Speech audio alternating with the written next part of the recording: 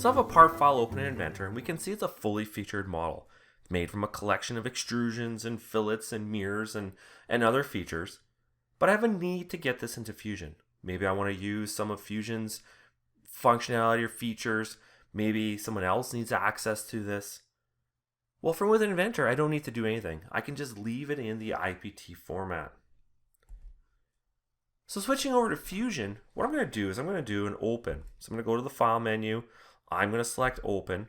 And what I'm able to do is I'm able to say Open from my computer. Now, if I had opened this or if I had uploaded this to my A360 Fusion account, Fusion Team account, then I'd be able to access it from within the list as well. But in this case, I just want to browse and access it directly from my computer. So as we can see here, I've selected the document in the IPT format. Then I'm going to click Open. And what it's going to do now is it's going to start the process of uploading it to the cloud, as well as translating it into the Fusion design format.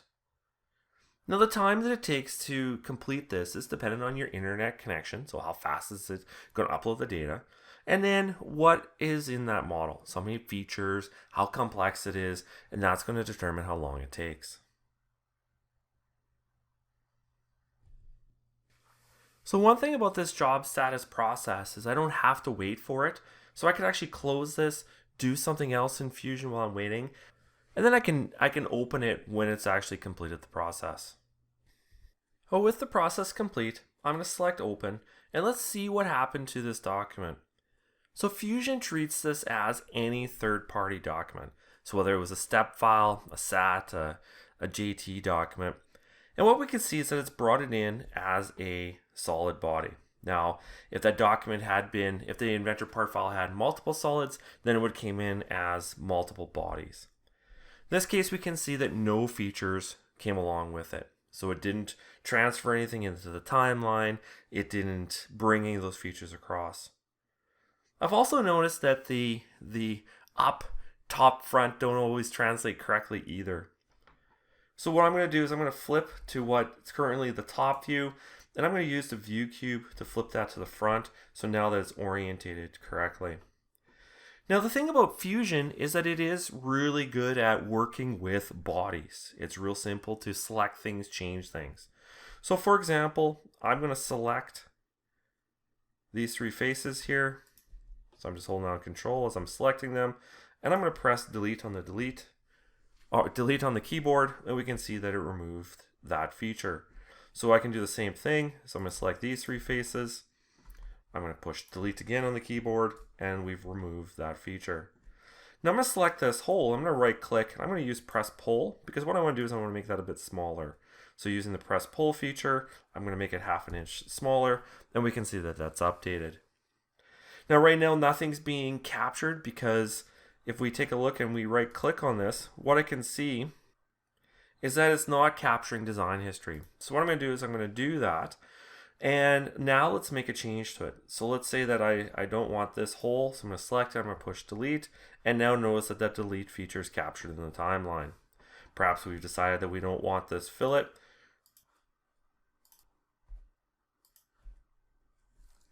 Again, I'll push delete, and I've removed it, and we can see that delete feature has been captured.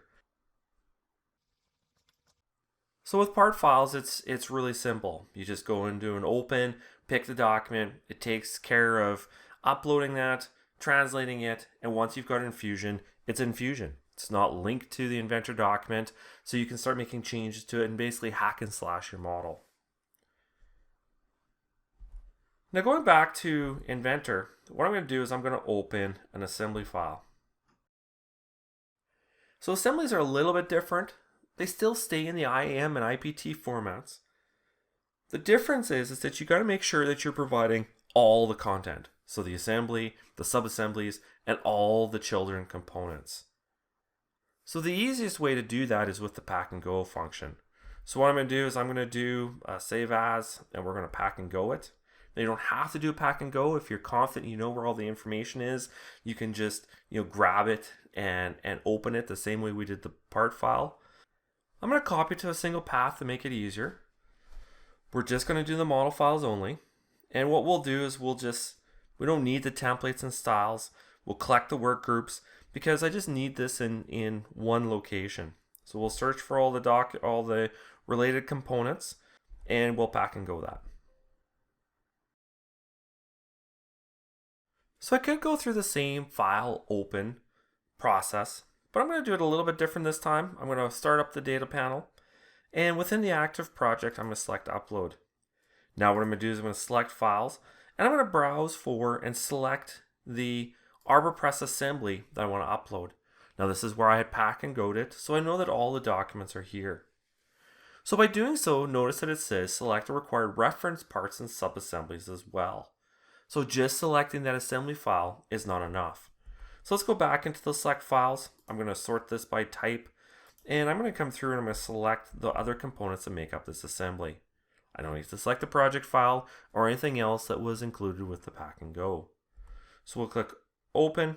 We can see that those components are now selected, and I'm going to click upload to start the process. So just like with part files, the process will take some time, and it's dependent on your internet connection as well as how many parts, the complexity of the parts for that process to complete. What I'm going to do now is I'm going to open that same assembly, and what we're going to see is that it did translate into Fusion with all the same components, so the same hierarchy and the same components. Now again, we can see that it did not bring it in with the same orientation as within Inventor. So I'm going to change the current home to the front just so that the shadows cast and it orbits the way that I would expect it.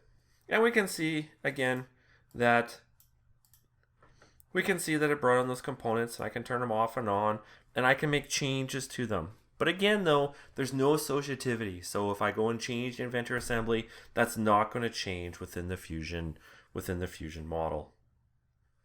So that's the process how you can natively bring in Inventor data into Fusion 360.